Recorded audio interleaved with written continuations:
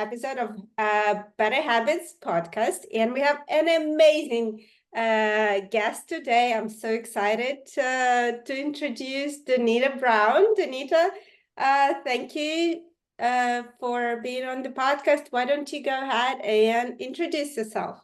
Sure. Well, my name is Donita Brown. I have a doctorate in business, and my research area is on coaching and on self-care and the intersection between the two. I have been a habit coach for about 7 years. I'm also an academic, and I work at a university in the Southeast. I became a coach 7 years ago because I had taken a promotion at a company that I had worked for 20 years before I came into academia. And in the promotion, I was managing people. I had been managing people, I don't know, a number like 10 to 20 people. And I was promoted to a position where I was managing 100 people, actually a little bit over 100 people. So I went from managing people to managing managers. And I was really struggling. And so I thought, okay, I've got to figure out how I can not work literally 100 hours a week, do all the things that I need to do at home. I've got a great husband. I've got a family, 2 daughters. They're really active. But I also wanted to be really good in my career. And so I thought, okay, how can I do all the things that I need to do and still feel like I'm winning at home and then winning at work? And I lucked up and hired Kendra Kensington as my coach, and just really felt like it was just the best match ever. In fact, I think I had her for a coach for 3 or 4 years. I mean, it was a really long time. And through that process of having her for my coach, developed really great habits. Also discovered that my calling was to be a teacher, and I had taught as an adjunct for 10 years before I moved over to academia full time. So now I teach in a college of business, research coaching, research self-care. So that's me in a nutshell. Nice. Well, thank you. This is a very close to my heart topic. I consider myself being very ambitious, and, I had a career in corporate, then moved to coaching. I have a family, I have 4 kids, my husband, a dog, and a household to take care, and yet a lot of other pursuits. And I think it's still, it's still hot question for me. How do you, because when I looked at your coaching profile on Coachdotme, it says, come for me if you're, if you want to know how to achieve big goals and still take care of yourself. Yeah. So this is very dear question that I ask myself, and at some point in time I say, yeah, I think I got it, and then some days I'm like, oh my God, I'm failing. I'm failing miserably. This is me on different days. So I was so excited to talk to you about this topic. So let's get into it.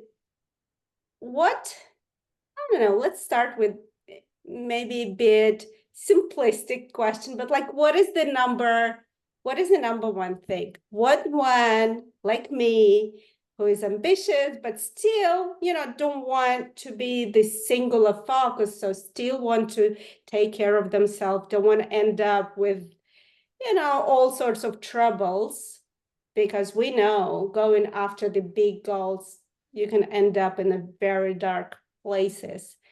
So, what is the number one thing they need to do, kind of non-negotiable?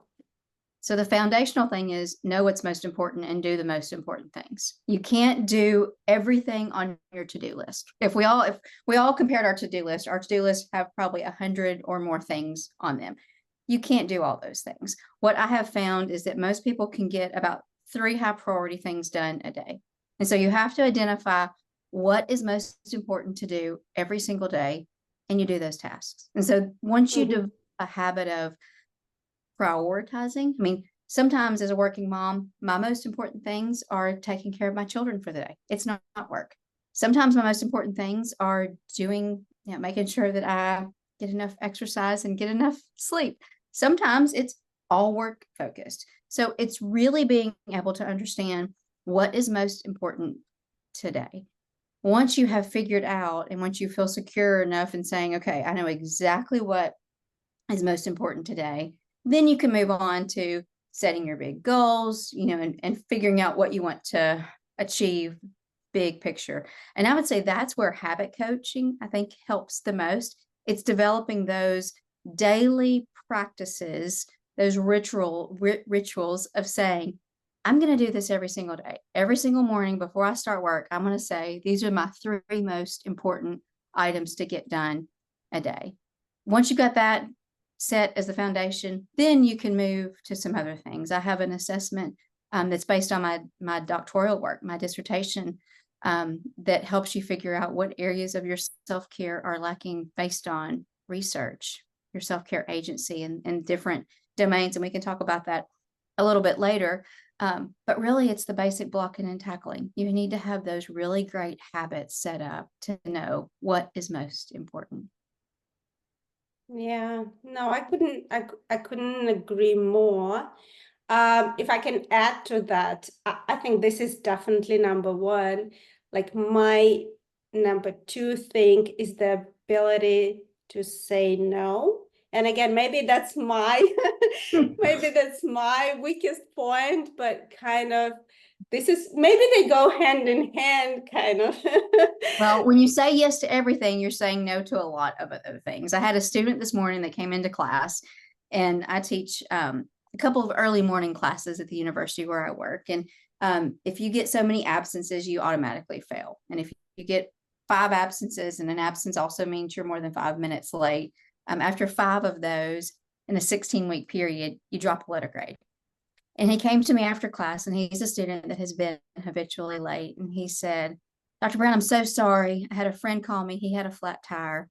I had to go help him this morning, and he was late. He was late to class.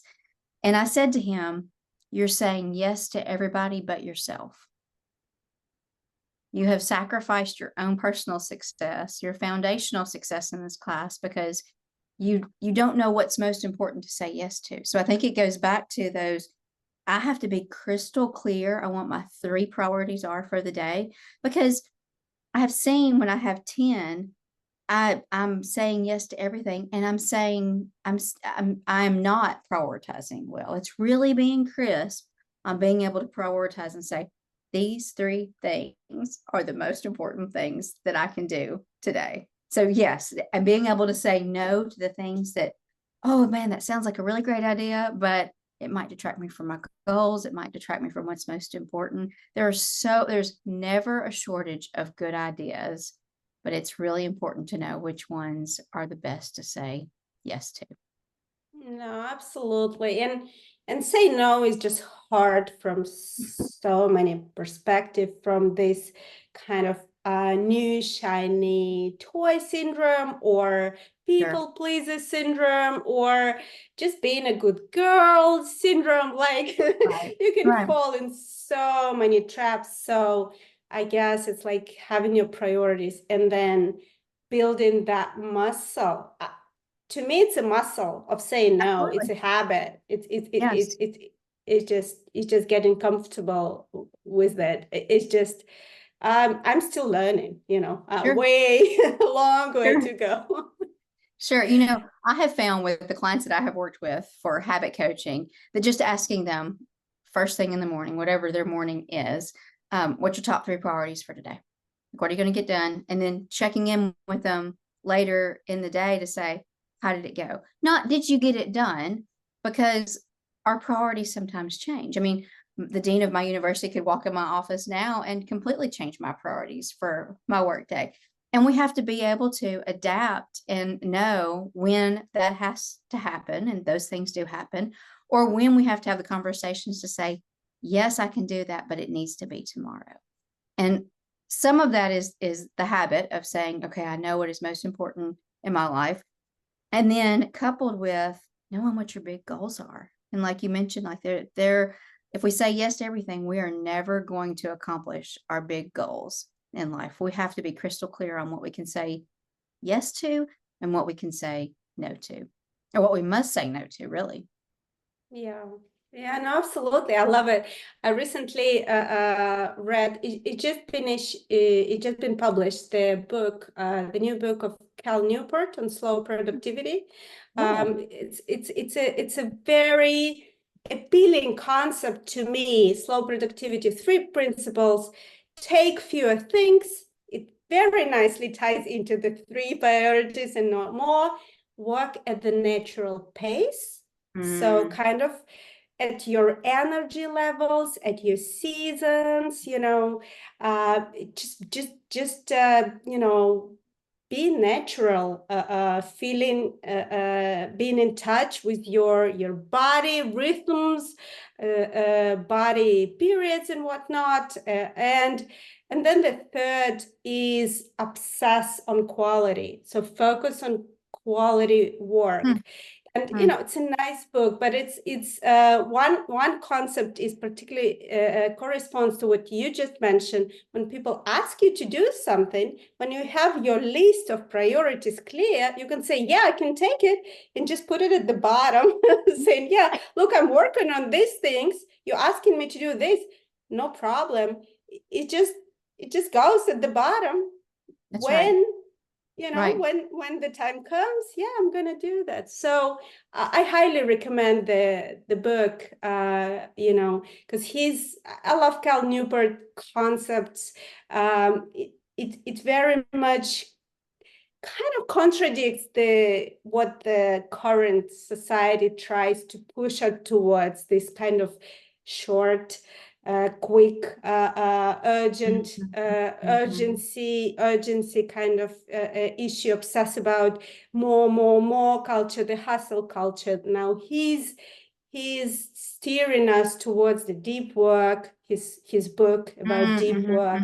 And now the slow productivity is just building on the same concept, just going more wider on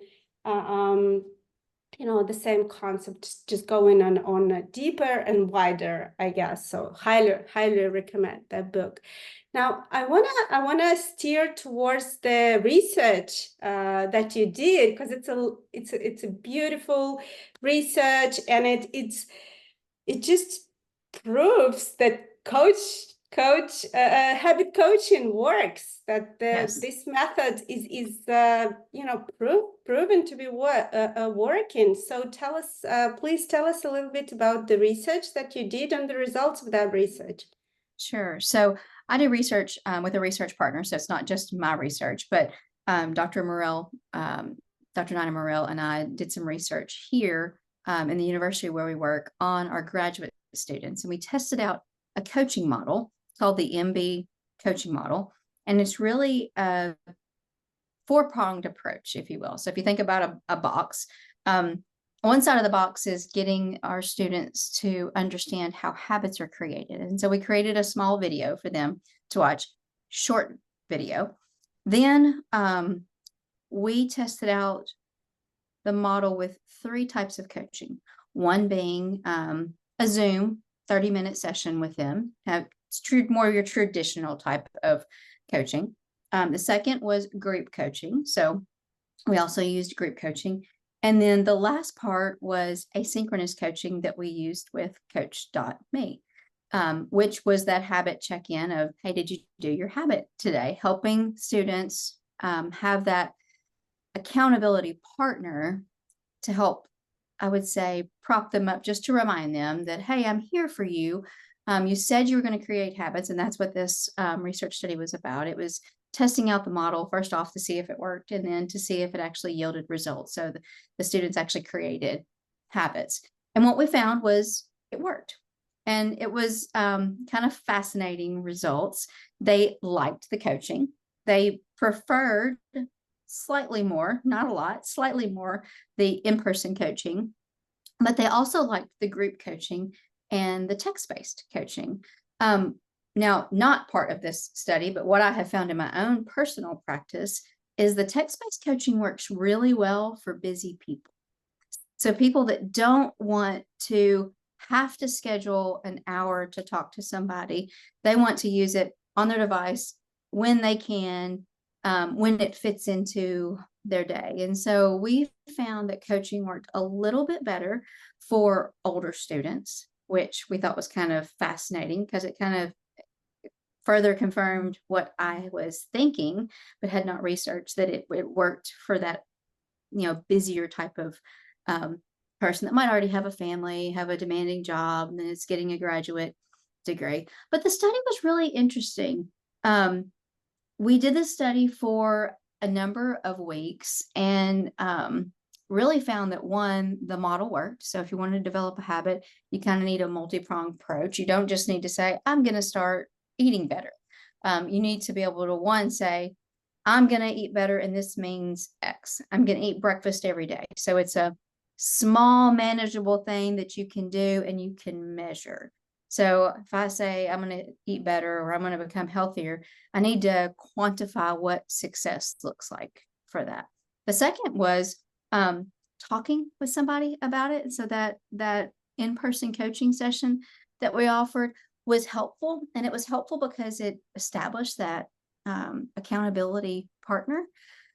Next, with the group coaching, what was interesting about that and the feedback that we got was the students enjoyed hearing what other people were focusing on building their habits. And they were all very different. Some of them wanted to do things in the morning before they check their cell phone. Some people wanted to create a spiritual practice. Some wanted to do a physical item, such as eat better or walk for so many minutes every morning. I mean, they were all very different, but there was a power in that group coaching experience for others to hear, I am working on something as well. It might not be the same something that you are working on, but just knowing that there's other people that are, working to create a habit was really a neat process. And then the third part, which was the asynchronous habit coaching of the daily check-ins. And the daily check-ins are really, I think, where the magic happens. It's checking in with your coach and the coach saying, hey, how did it go today?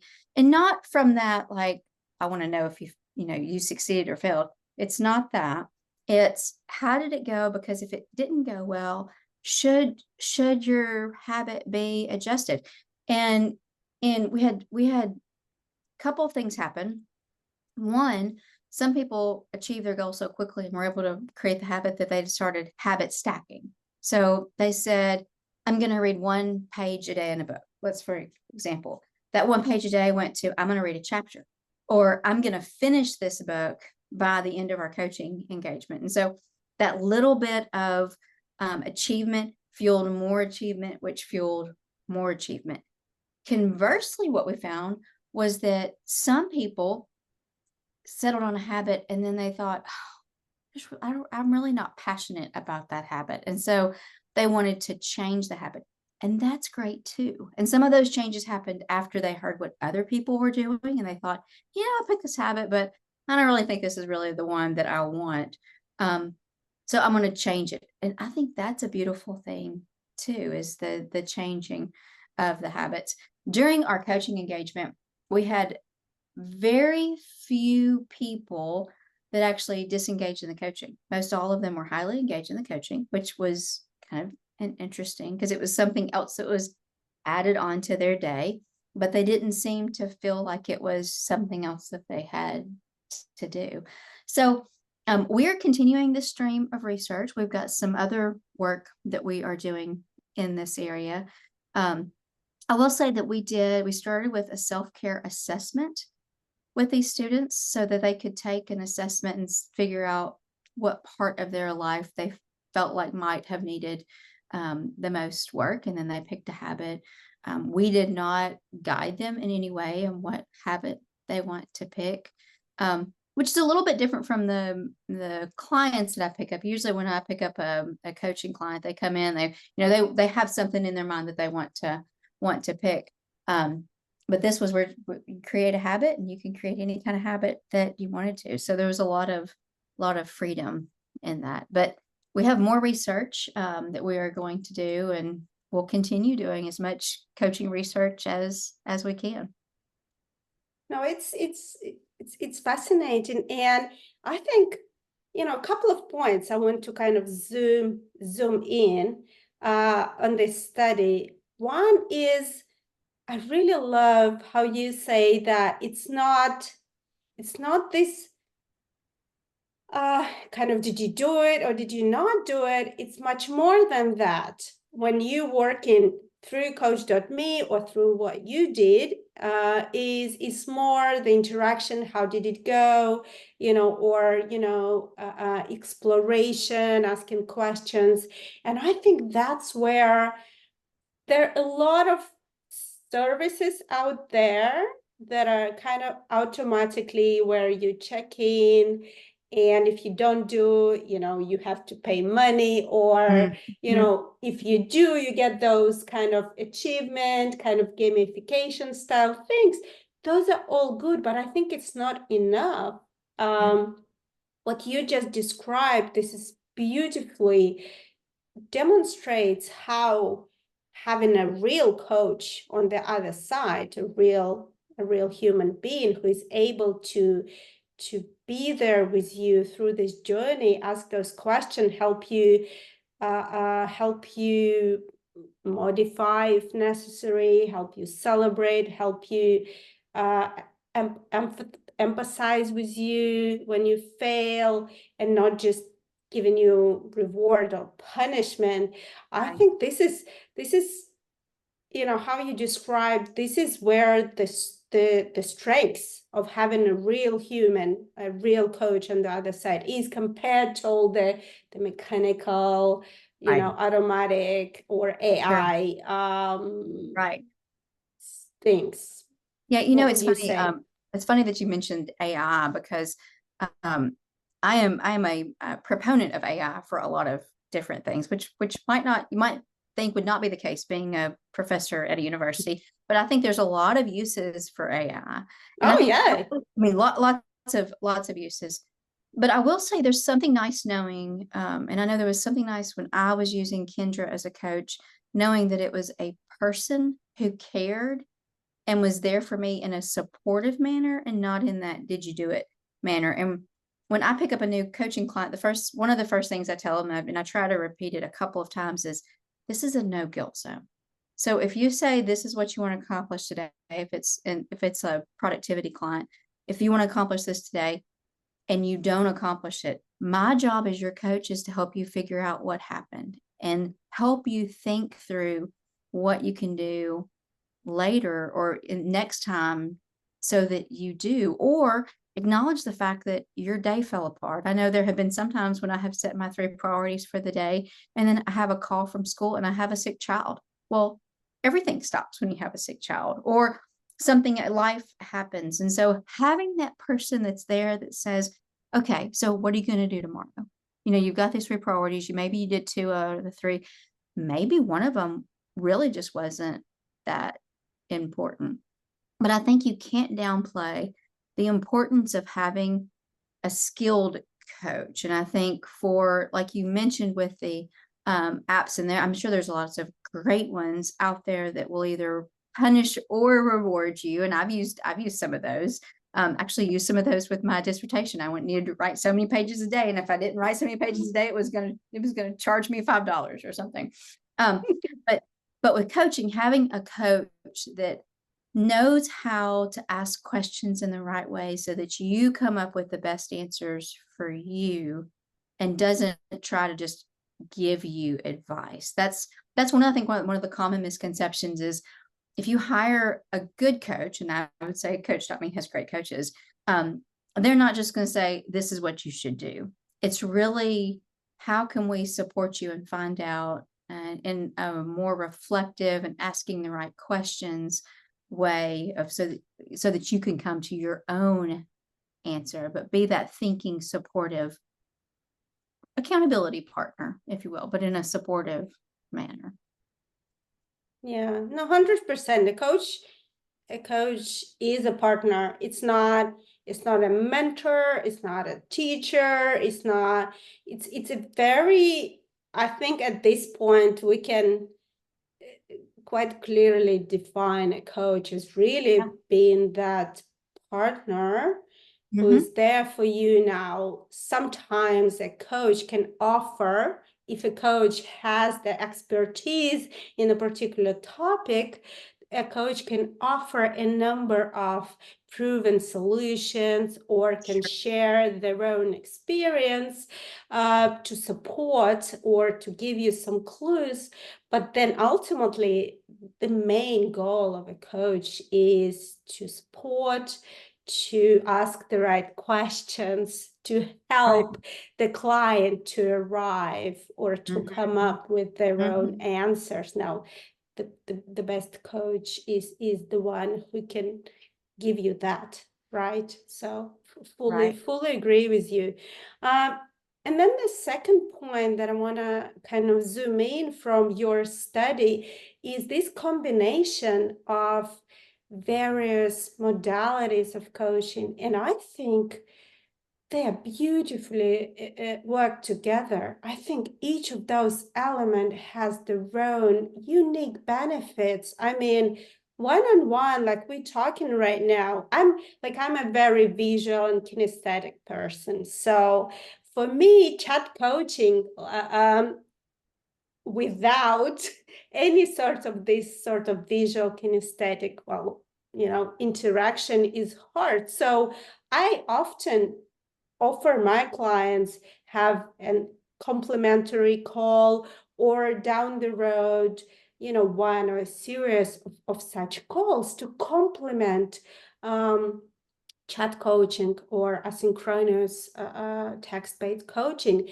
And the group coaching, as you mentioned, this the feeling of belonging, the feeling of that other people are, I don't want to say struggling, but this it goes down to me. I recently revisited this concept of self-compassion that we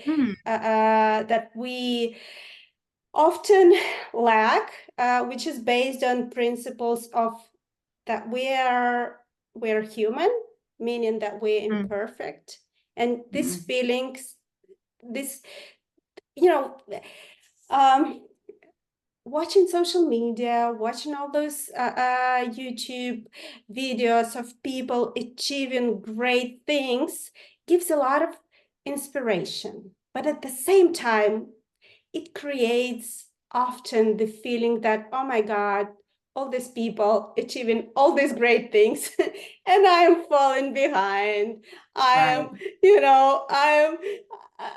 I'm not doing enough. I'm so imperfect. Oh my God. So being in this group, I think, helps to feel this kind of the common humanity, being imperfect, and just talking to other real individuals, real humans, hearing their real stories without this social media, YouTube editing kind of thing. Filters and only the highlights reel being, yes, it's interesting you mentioned that, because there is power in knowing that you're part of a group. And I think also power in knowing that we're all different. Our agency is different. And in my dissertation research, so I said I researched coaching and I also researched self-care. My dissertation was on self-care deficit of graduate students. And so I interviewed graduate students to see what their self-care agency and their deficit was in 6 different areas of life. And through that, I developed an assessment that I use with my coaching clients, because you can't really know what you need to work on unless you know what you need in these 6 areas and where you're at today. And so I have an assessment that I use, and it's the 6 areas based on the research that I found: social, emotional, relationship, physical, spiritual, and psychological. And what I need, my agency in each of those areas is different than yours. Like I might need 8 to 10 hours of sleep a night. You might need 6 to 7 hours of sleep a night. There are things in each of those 6 areas that we need to, after we've kind of done that blocking and tackling of what 3 things am I going to do a day, I need to know this is what I need in order to be a whole person. And then I need to, in each of those areas, and then I need to say, okay, where am I at today in each of these areas? So maybe in my physical domain, I said, I need to eat in this certain way, I need to get this movement, and I need to get this sleep. But really, because of maybe some life demands or maybe work demands or school demands, I'm not getting it. And so I need to prop myself up and figure out, how am I going to remediate my self-care deficit? Because we know if you have a self-care deficit, if you're not getting what you need in each of those areas of life, you have a deficit, and that leads to stress, exhaustion, and burnout. And that's not what we want, especially when you're trying to reach a goal. So I think of my personal coaching model as being, let's block and tackle. What are the 3 things you have to do today? And then you think about, what do you need in your life? So in your 6 areas, what do you need? Where are you at today? Then what are you going to work on? And then once you kind of get that down, that's the second area. So first is blocking and tackling. Second is, what do you need? And the third is, let's go set some big, hairy goals, like some big goals.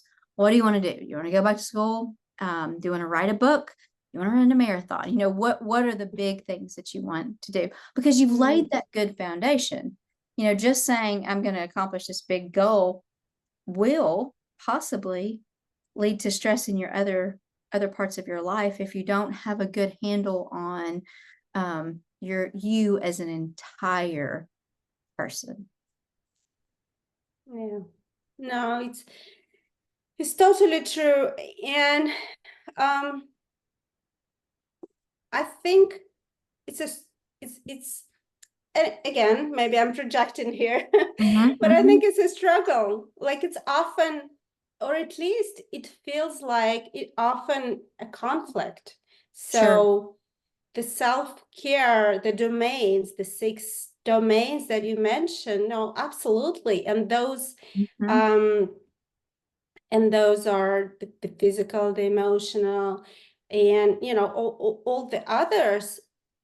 And then this big goal, and then there are the daily grind, which you can manage, you can kind of contain, but it's sometimes, it's sometimes big, and how do you fit it in Right. those Right. 24 hours? Well, right. Well, it goes back to what you said in the very beginning, which is, you got to know what to say yes to, and you got to know what to say no to. And I think it's being really crisp on what your daily priorities are, and then knowing, in your life what you need and what is missing.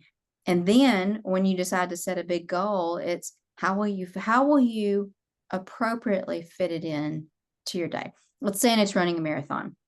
Can you realistically run 5 days a week or 7 days a week? Maybe not, but can you realistically run 4 or 5 days a week? Maybe so. And so it's really being realistic, because we know that realistic goals work. Like, having a goal that is attainable, a little bit of a stretch, but is attainable. It's kind of the same way of starting small. We know that tiny habits work. There's been lots of research done on tiny habits. And so I'm not going to say I'm going to run a marathon and I'm going to start running 10 miles every day. I don't run. So that would not work for me. But I could walk a mile a day. I could start with something that is small and build upon that. And so maybe one of your priorities a day becomes, I'm going to make sure I get my exercise in today. I'm going to walk 10,000 steps or whatever. Maybe that's even too much. Maybe it's 5,000 steps. And that's what I see in myself and in my clients who are overachievers, high performance, and less ambitious people. That's where their biggest mistake. That's what I see, that when they set the big goal, the actions are also big from the beginning. Yes. Whereas they have to start small, and it's hard for them because when they think the big goal, they think this massive action, and because it's also popularized. in marketing messages, you need to do this massive action, massive effort, put everything behind. Now, we know that doesn't work, or when it works, it's at the expense of self-care or right. other elements. So you're right in terms of the big goal doesn't translate into massive action. Actually, it's still like every other thing. It has to start small to fit in your current commitments, to fit in all your other self-care needs. What are other mistakes you see in your clients or your study, your students, they make? What are other mistakes they make? I think it's sometimes people mistake consistency as being boring, but consistency is where the magic is. It's developing. And I've had some people say, I hate the word habit. Like, you should change it to rituals. I'm like, okay, it's a ritual. Whatever makes you feel better. But it's creating that daily practice of doing whatever it is every single day. The clients that I have seen the most success from check in 5 days a week. 5 to 7 days a week. Now, doesn't mean that I haven't had highly successful clients that checked in 3 days a week, because I have. But where I see my students, they show up to class every day. They turn their homework in every day. You do the foundational things every single day. It's my clients that say, this is what I'm going to accomplish today. Now, doesn't mean that they accomplish them, but it's creating that habit of checking in with their coach every day. I think Coachdotme is such a unique platform because it's so different from the traditional style of coaching, where I might meet with you once a month or every other week, and we'll talk. And what I have seen when I've had clients that I just do the video, check-ins with, then is I can tell that they've done a flurry of activity like the day or the hour before the call. Like, they want to prove that they have done it. And you get somebody that is really good at achieving, and then they stop, achieving, that they stop, achieving, that they stop. Whereas that consistency, those slow achievements, the daily achievements that when you look back over several months add up to a big achievement. 1 + 1 + 1 + 1. It's the daily part that matters. Yeah, I did surprisingly or unsurprisingly, I did a reel on Instagram the day before yesterday saying, if you don't see results, that doesn't mean you're doing something wrong. That means you haven't been doing it long enough. Right. That's so good. Yes, because we want to see things.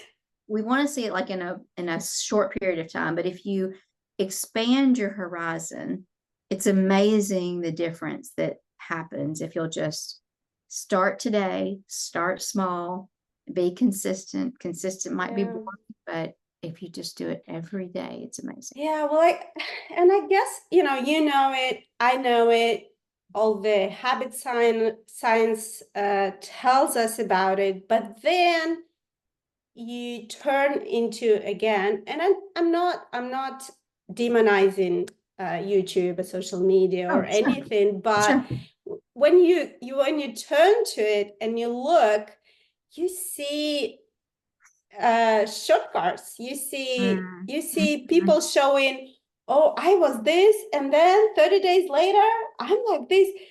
Well, I'm sorry, guys, 30 days is not enough for a habit. It's a big lie. It's a big fat lie. Right. Yeah, good habits take weeks to build up, and not just like 4 weeks. I mean, they take a long time. I mean, and it's every day of doing those habits. It's every day of working with your coach and saying, I'm going to do this, or it's every day. It's the daily practice matters. Yeah. So how, just, finishing that conversation, kind of leading us towards the end, how we can help. Like, and I raised my hand because I am my top 3 values. Number 3 is excitement and novelty, Mhm, and this is mhm, my mhm. kind of top 3 third value. So for me, the daily thing is like the worst ever. Now, because I'm a habit coach, because I've read so many books, I it helps me. Now, it doesn't mean I always win.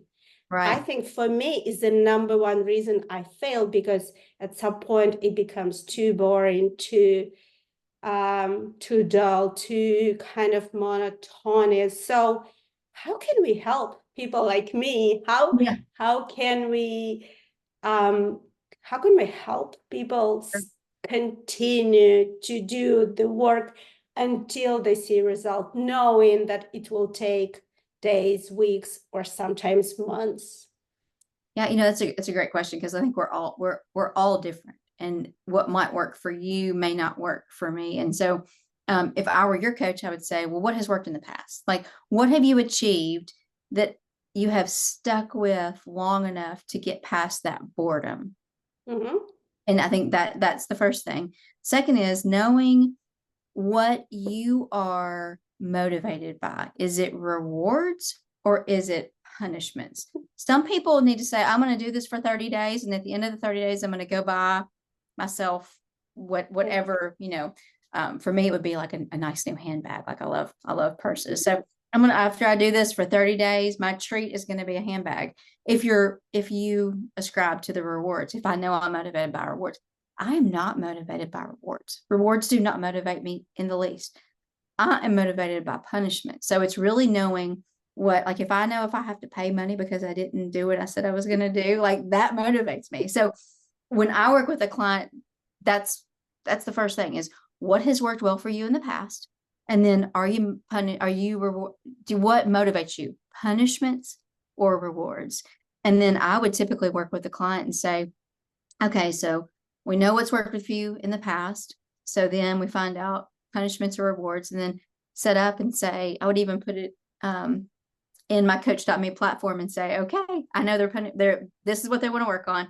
Let's say they're motivated by rewards. And then I would say, okay, once you achieve this 30 days, what are you going to do? How are you going to reward yourself? And it's setting that up so that you can see that carrot in the future, and then following up with the client and saying, okay, now you're going to have to go get your reward. I say rewards don't work for me because I never go do that, but the punishment works, or the avoidance of that punishment works for me. But I have a lot of clients, especially my working mom clients, that are high performers, want to accomplish everything and want to be that superstar, in all the different places. They want to be the best in their personal life, the best for their family, the best at work. And they maybe do 10 different things. I see that boredom a lot. It's like they want to do this, and they want to write a book. Let's say they want to write a book, and they don't want to write a page a day. Well, first off, I would say, is it really something that they want to do? So I think you have to validate, is that really that important? If not, don't do it. I mean, if that's not a huge goal, then don't do it. It's probably getting in the way. You're saying yes to that, and you're saying no to other things that are actually more important. So sometimes it's just validating too that that's truly what you want to accomplish. Yeah, no, totally agree. And some of these things worked, like for me in the past. I'm not a big fan of punishment. I'm, I'm probably on the reward side, but for Yeah. me, I'm kind of the instant gratification Yeah. person, and Yeah. Yeah. it's that type. So I'm more like a challenge, because my second value is daring. So kind of the Oh, challenge, yeah. There you go. the challenge of it. And so, you're totally right. You have to find what specifically works for you. That's why That's why coaching, that's why, individual coaching works so well, because it's going to be a little bit different for everyone. Even that reward kind of big bucket will be different for everyone. So for me, like small daily challenge, and then maybe challenge with someone, having a buddy where you kind of, did you do it? Did you not do it? And kind of keep it up, or having a small group of friends doing it all together. So these things kind of reward, but in a form of a small challenge, motivates me, for example, and make it a little bit less boring and more exciting. And that's where I think having a coach through Coachdotme can help, because, if I'm just using an app that's tracking my streaks, while that's great, it might get boring after a while. You need that human element over here that says, okay, 100%. I know she has told me instant gratification is important to her. So I'm going to say, hey, I'm really proud of how you have checked in every day this week. How are you feeling about this? It's those individual personalized questions that you get from your coach. No, 100%. I think, ticking this marks works for me, but for a very short period of time. And again, we're all different. For someone, it might be enough, but I think for many people it's not. And then with the coach, you need to dig into what actually going to motivate you. And we are very different and complex individuals. That's why that's why a little bit different things, just tweaking something a little. What I want to say is just, it seems like maybe it's similar, but just tweaking a little can just make the whole difference between winning and failing. Yes. And I think approaching coaching it's not going to be a forever thing, but most of my clients need, and I say that when they hire me, most of my clients typically want coaching for 2 to 3 months. And after 2 to 3 months, and I have some clients that then come back and want to every year they need like a tune up, but it's not like you have to do it forever. Like you can set a goal and say, okay, I'm going to do this for 2 or 3 months. And if you know that after about that's usually about good for you, then there's no sense in then trying to do it for a year just because you think that that's what you should do. I mean, it's really knowing how you best work. And again, we're all different. But I have found that most people do best about a 2 to 3 month engagement. And that tends to be about the right period of time. They've usually set up really great habits. They know what areas of life they need to work on, and they're either tracking pretty well on that goal that they want to achieve, or maybe they've even accomplished it. Some of my super high achieving clients, I mean, in a couple of months, they can accomplish a lot. And so then they can dial it up or dial it back down, however they need to. It's like you mentioned with your natural work style. Some people need to work in high intensity spurts for a couple months, and then kind of the rest of the year say, okay, I've got maybe my personal life is super busy in the summer, so I'm going to kind of take a breath back. Or maybe it's the reverse. Maybe in the summer I want to really work hard on my goals, and I'll dial it back during the fall and the winter. But it's really knowing yourself and knowing your client, and having a coach that will listen well, I think is important, and not try to apply all the same coaching strategies on each person. Like you and I are so different. Like you want rewards, I want punishments, and I'm consistency, and you're like, I can't do consistency all the time, but I can do it in short spurts. Yeah, no, 100%. And also, when I mentioned that, like I consider myself a kind of very goal-oriented, high achiever. I wrote a book, I completed MBA, I have a family. Like I've done a lot of things, and majority of those goals I achieved by myself. But there are some things in my life just hard for me, again, because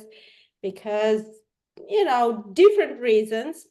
And right now I'm working with a health coach on my exercise habit, because, after a number of attempts to do it by myself, I learned that I do it for a period of time, but then I just can't. There's Yeah. just this line I cannot get over. And I thought, well, if I cannot do it by myself, although I can do it in other areas, this one area, for some reason, I can't. So I have a coach. I have a health coach and working on exercise habits. So hopefully this time, this time it's gonna work. Yeah. I'm very excited about it. All right. Well, it's been a great conversation. Hopefully, for listeners, they got some insights. And I want to finish with something practical. This is something Sure. new I want to introduce in our podcast. Um, maybe one, like, very practical one thing, and because your area is self-care, Mhm. self-care is a huge area, and a lot of people, like you mentioned, they have a deficit Mhm. of self-care. What is the one thing they can do today Sure. to just a small, just to have this small first step to improve, to have better self-care? So I think most people think of self-care as massages or bubble baths or shopping, and it's No. not. It is self-care is the requirement that the body needs in order to remain health. And knowing, I think first thing is knowing that everybody needs self-care. And I would say the easiest domain for somebody to assess themselves in is their physical domain. And so I would say the one thing that a person could do is to say, okay, what do I really need in my physical life? And ask and write down on a piece of paper, what do I need? What kind of sleep do I need? How do I need to eat? How do I need to move my body? What do I need in my physical life? So out of those 6 domains, just take one, physical.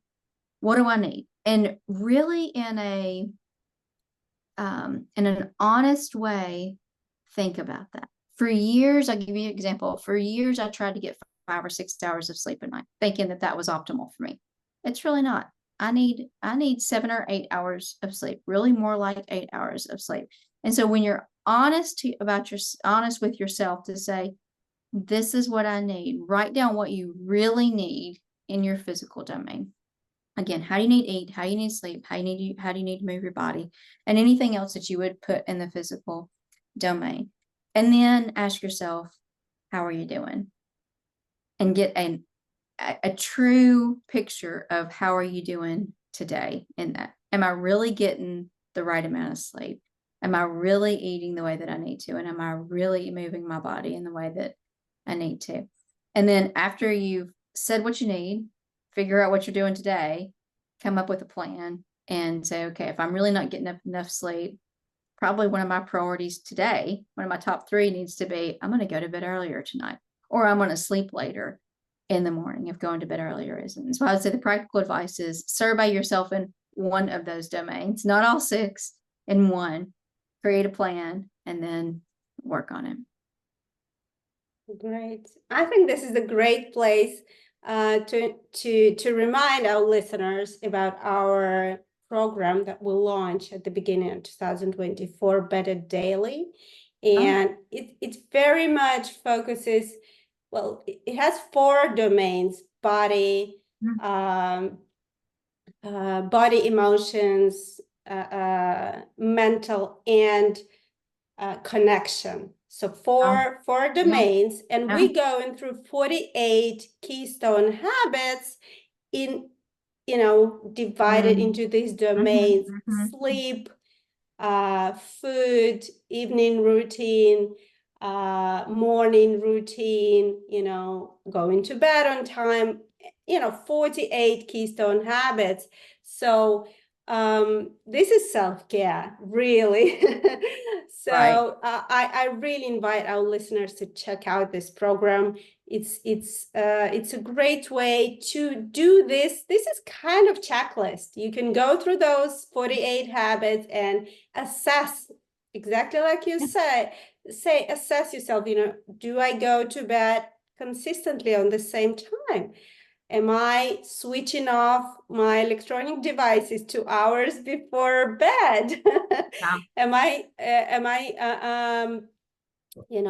What is my evening routine? What am I doing those 2 hours before I go to bed? So these are really, we identify those 48 basic keystone habits that is basic self-care. And then everyone can adjust them to themselves. So I invite our listeners to go and check out the program. You can join anytime, and just get a daily email and, check yourself against those habits and That's good. see. And at the end of each week, we offer get support from a habit coach, from the certified habit coach, from Coachdotme. If you feel like this habit, when you measure yourself against where you would like to be and you're not there, then there is a specific habit coach who supports this specific keystone habits. So go and check out this program.